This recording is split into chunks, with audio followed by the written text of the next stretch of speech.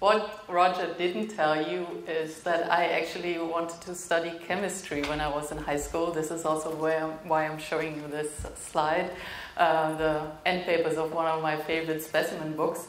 That was until our art teacher in college came in with letter set catalogs and taught us about classification, type classification, and I thought, well, that's just like chemistry or science. We have this neat system in Germany or in German that you just stack or glue together different terms, different modules until you have a large term. This is one of the classification groups in Germany called serifenbetonte Linearantiqua mit klassizistischem Charakter. I spelled it out for you what this is actually. It translates in English into slab.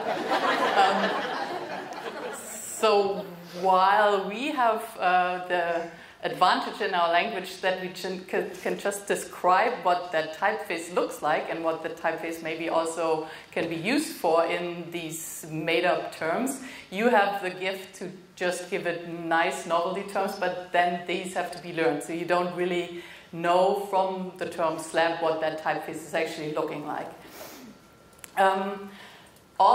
So I'm talking about choosing typefaces. I thought that everyone knows that here. And choosing typefaces for any kind of job, to me, takes place in this continuum between these two poles. Maximum attention on the one side and best legibility or optimal legibility on the other side. And you have to decide for every job what is more important. For instance, if you're designing advertisement or posters, then you want to have a typeface that draws all the attention to the reader before they're even reading the thing. And if you're designing for reading, or we're talking about publication design, then you want to have a text typeface with optimal legibility. So that is what I'm going to focus on today. Typefaces for body copy or headlines for publications. And the idea of choosing the right typeface for a publication or a piece is that you can tell the reader before they start reading what kind of text they're going to see here. Is this a novel? Is this literature? Is it set in a book typeface? Or is that more informative reading, maybe more objective, maybe something that is not read so immersively, and you want to have maybe more a little bit of a stiffer or neutral typeface in that. So making something look like a newspaper is still a good thing, especially if you're looking at the web, where it's easy to have all these totally different kind of contents, and texts look more or less the same if you just use the same standard fonts and the same standard settings. You cannot distinguish what kind of text that is that you're actually reading there. And to look at different typefaces or to decide on what typefaces may be good for that job, we have to look at their differences and see how we can maybe discern these differences in different typefaces.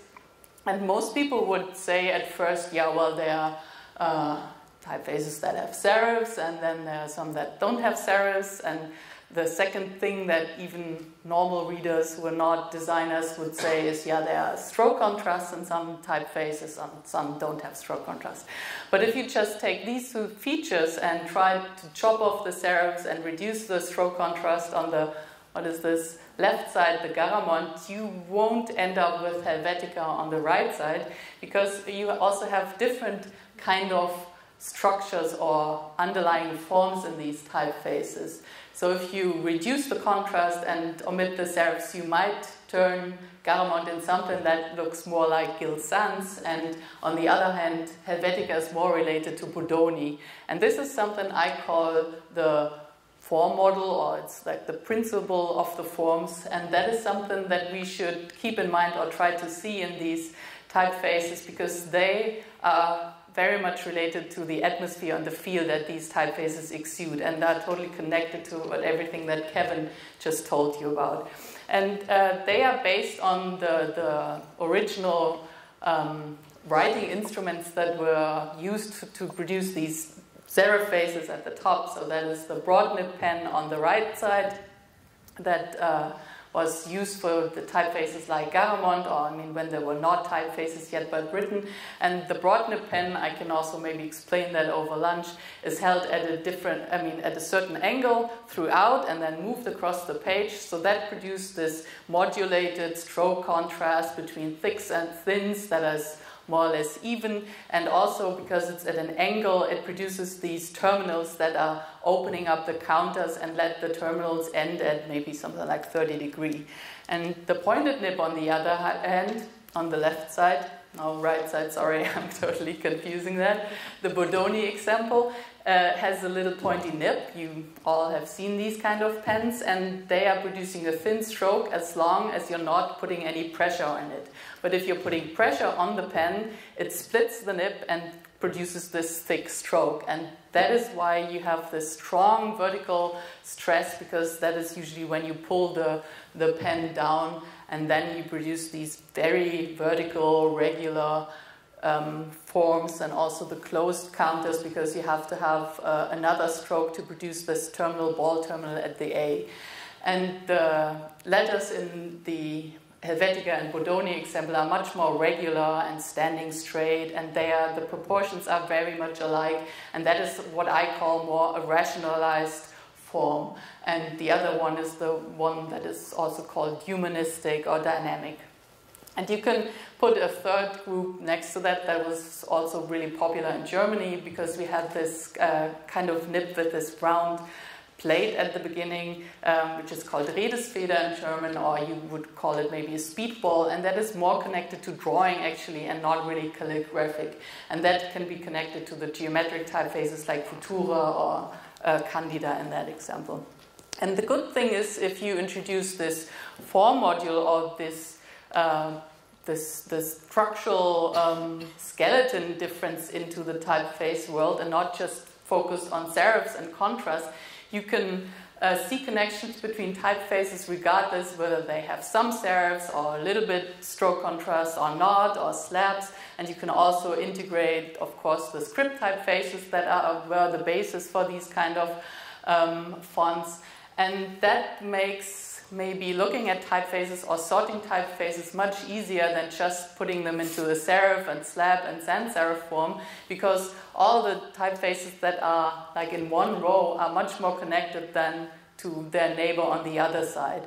And this makes it easy to then give them more of these associative adjectives that we were talking about. You could say that the humanist group over there is more warm and approachable maybe, and maybe people say feminine, but I don't really like the feminine, masculine associations for typefaces, but they are maybe more warm, friendly, you could say democratic or something.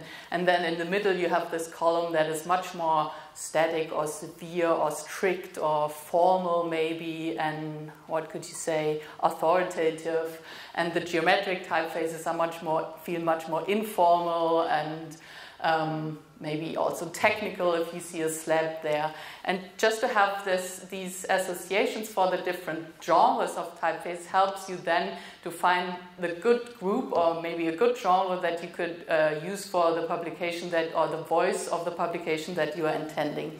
What's also good is that it helps you combine typefaces, because it tells you something like the typefaces next to each other, that stand next to each other close by, are maybe not a good idea to combine. So I would not combine Gil Sans with Helvetica or Garamond and Bodoni. But if they're further apart or diagonal in this diagram, then they have so much contrast and so much differences that they are almost easy to combine. Or I want to encourage you to dare more daring type combinations, and not just be safe in your superfamily with a serif and a matching sans serif that is very popular in Germany.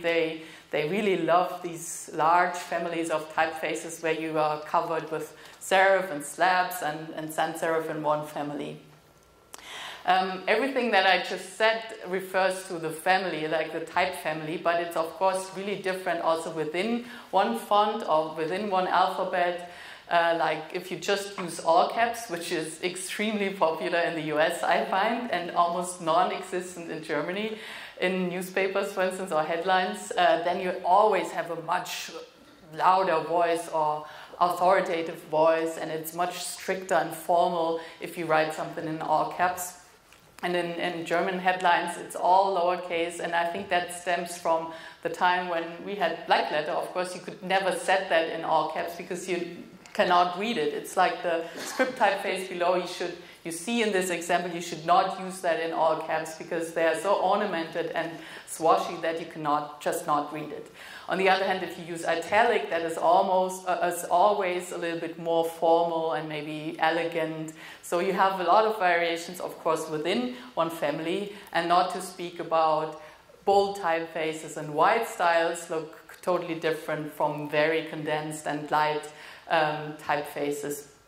And not even just in the family, but also within one font. It is becoming much more popular that you have open type features which offer you a lot of alternate characters. So you can also change the feel or the tone of the typeface, not even switching the font, but just switching on some alternate characters. On top is an experiment by David Jonathan Ross. By just altering the terminals of the strokes, if you see the A or how the E is ending, he opened up he turned the terminal and opened up the counter with that, and turning something like a grotesque face via the transitional realist group, or what you could call maybe an American Gothic or something, into a humanist face by just changing the terminals and making a typeface or changing the feel and the tone of that typeface significantly. And the bottom is the typeface called Fuck by Thomas Thiemich, which has alternate characters of the geometric style, and you can then turn a grotesque typeface into a geometric form by just switching out some of the key characters. But you see that this is immediately affecting legibility or discernibility of the typefaces. And opting is actually almost read as opting here, or very easily. So these geometric typefaces might look really striking as a one-word headline or something, but they're not as comfortable to read in long body copy, and especially not if it's a light face. And I'm not so big of a fan of the recent trend that this is used on the web so much for body copy.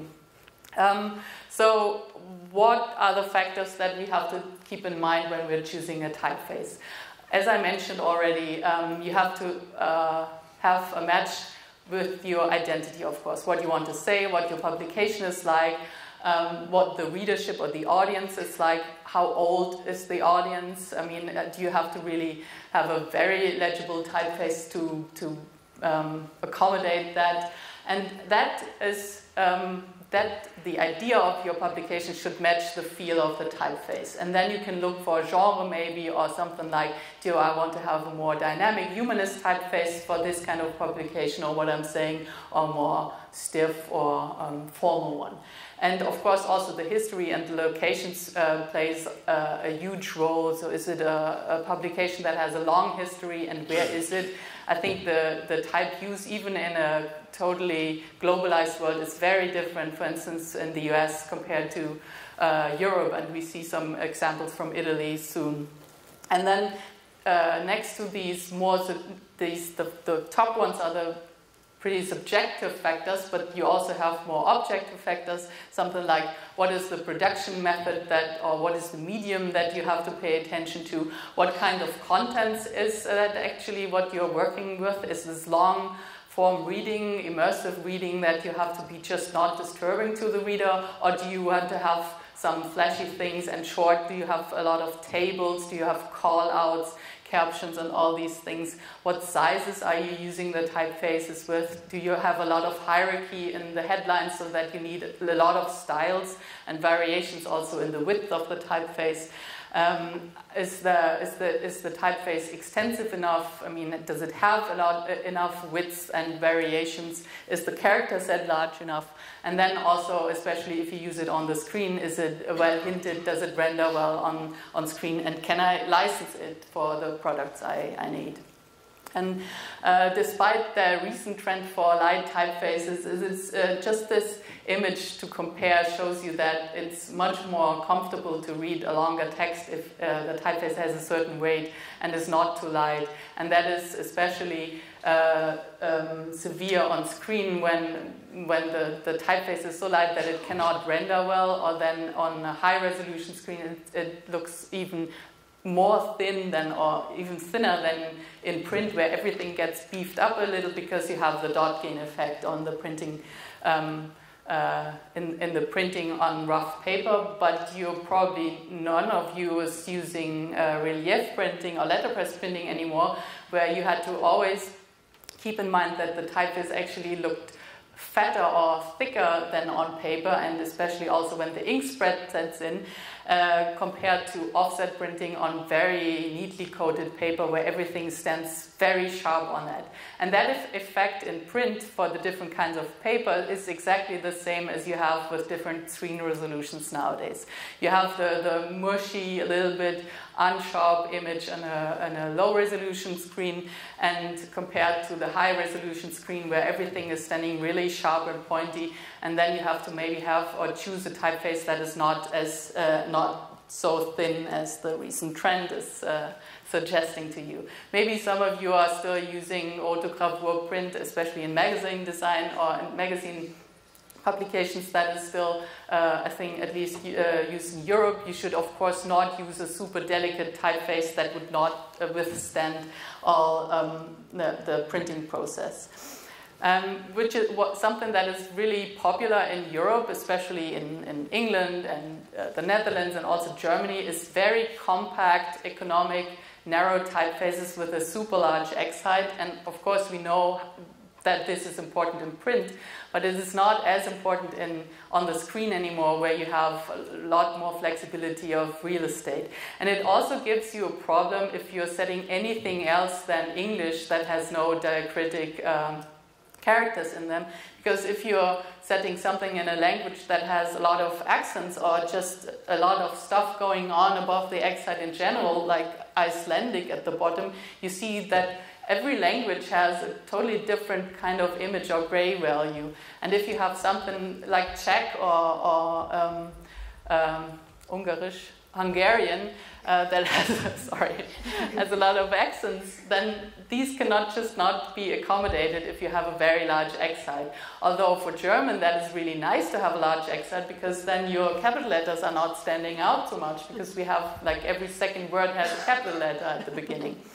But just keep in mind what languages you are setting, and even if it's English, you will have some names and place names that are in a foreign language and probably need some accents.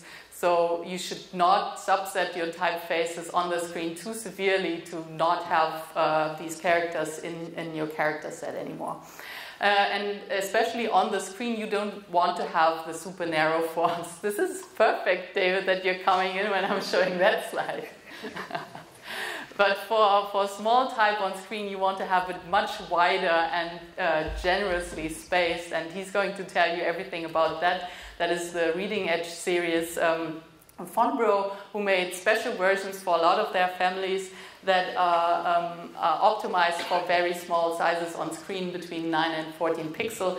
And the good thing is that these are not just families that match an existing type family that exists in the Fonbro catalog, but they are actually like prototypes for the different genres. So there's an old style, and there's a modern, and there's a contemporary sans serif, and you can combine these typefaces with a lot of old styles and a lot of moderns, and you don't have to stick to that particular series.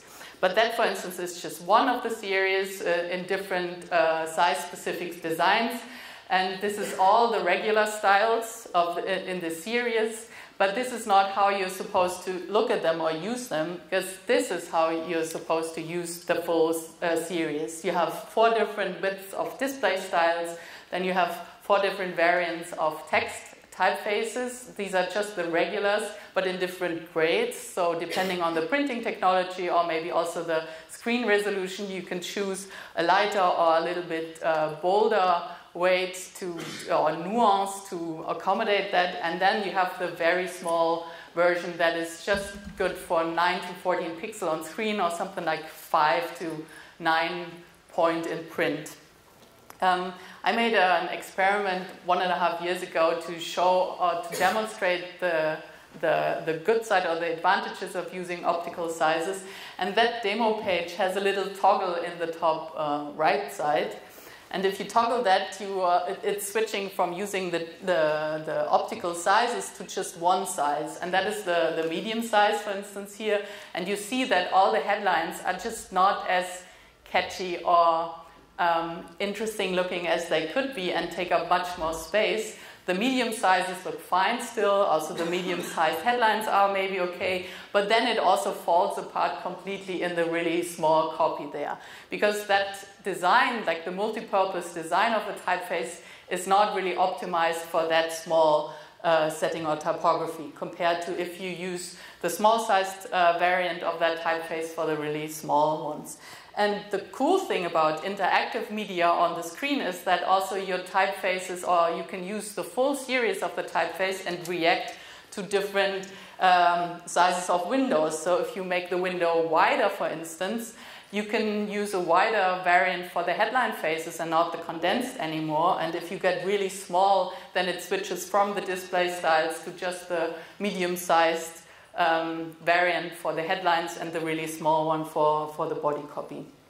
This is how the site then ended up looking like, and we released it last week, and it doesn't have the toggle for the different families anymore, but it switches between different designs now. There are, of course, also these kind of offerings for large families from other foundries, like Höfler is offering these large series for print that are then accompanied by the Screen Smart series they have, or they name it for small sizes on screen. Or something that I find really interesting, and I hope that Christian is talking about more, is the idea of having display styles or display fonts for small sizes. Of course, you could also always use something like a bold face of the reading edge or the Screen Smart fonts, but this is something that has no text variant in it, and then it furthers the idea of combining typefaces more, I think. I have a list on my website that lists a lot of these families that are available in optical sizes and different grades, and also explains how you can use all of those if you want to have more resources for different type foundries, like whatever I mentioned here. And all these type foundries, or I think every type foundry around, is also offering custom design. And that is something that really took off a lot since the advent of web fonts, because it became much more complicated for larger publications or houses to license typefaces now, and everyone is interested in commissioning custom design. But all approaches, or all these approaches, have some advantages and some disadvantages. The good thing about retail typefaces is that they are ready. You can just use them immediately, license them immediately, and go right ahead. And they are also probably more or less tested and proven by people who are using the typeface for a while, and so you will have an extensive character set and extensive styles to use there. But it can be, if you're not just a small publication or a small project, it can be really complicated to license for a lot of different medias, and it can be really expensive. And of course, it might not be tailored to your special needs in your production, or the thing that you want to convey, or maybe it just has this weird one character you don't like at all. Custom type, on the other hand, is of course totally tailored to what you want and need. It is unique and exclusive to you, or you can have it unique. Most of the custom designs nowadays are usually something like, I want to have a Franklin Gothic-like typeface. That is, of course, not especially unique, but you can at least work with the type designers to get exactly what you want there. And if you have a complex situation there, it can also be actually cheaper to commission your own typeface, which you can then do whatever you want with it and don't have to license for all these different projects. It might take a while until you get a usable typeface. And also, you're sort of the beta tester, of course, during the development, and it will probably not be as extensive like an 80s style family at first, but you can of course commission it to be that. What I find one of the most practical approaches is to start maybe with the retail typeface and then work with the type designer to make it into exactly that thing that you need, and maybe adapt some of the features you don't like or have to have changed. And that is more or less the best of both worlds. It can be also licensed exclusively so that you can have like one fee and cover everything, and it's a little bit faster, I mean, I would say much faster to come to a workable solution already and not have the full development phase. So where do you get the good typeface that I was talking about? Because usually nowadays it's really hard to follow all the releases and what's going on in the type world if you're not on Twitter like us every day or on all these conferences. So these are just some maybe resources I could suggest. Fonts in Use, Roger mentioned it already, that is a project I'm working on with 3 friends, and this lists all different kind of websites, publications, poster designs, and whatever use of a typeface, and tags them by typeface and industry. So you could just look up something like newspaper design or the news industry or transportation or architecture and see what typefaces are used in that industry or used on that medium. Or you can also just look at up a typeface and check out what other people did in that typeface. A good thing if you already have content, especially on the web, is that you could use one of the swapper tools that you type in your URL, and then this is the font shop interface of their web fonter, and then you can just select different typefaces and see your website in that new typeface and check out if it could fit your message or your settings. That is the version from Font Bureau, the web font swapper, where you can really easily just put on new clothes, so to say. A good other site where we have type reviews for the last maybe 8 years or something, and selecting remarkable typefaces from that year is the Typographica site, where I'm also writing quite a lot of the reviews. Or I mean, it's a circle of experts that is contributing there, and that gives you a good overview of the releases of the last couple of years, and also sorted by a basic classification. Then there's the font book by Font Shop, which is sort of replacing their printed book maybe for 5 years now, because it's just so many typefaces that you cannot print a catalog anymore. And there you have different approaches how you can browse them, but the most interesting or maybe useful is also that they have lists of suggestions of typefaces, for instance, for newspapers, and then you can also just compare and try out typefaces in different sizes. And of course you also still have printed specimens. It's much rarer nowadays, but especially smaller type foundries are still producing printed specimens. Commercial Type had one of the finest examples last year. It's already out of print, I think. But this is something that the type foundries might just send to you. So my main message today is actually that you just talk to the typeface designers. They are all really nice people. I know a lot of them. She's saying that just because there's some in the group.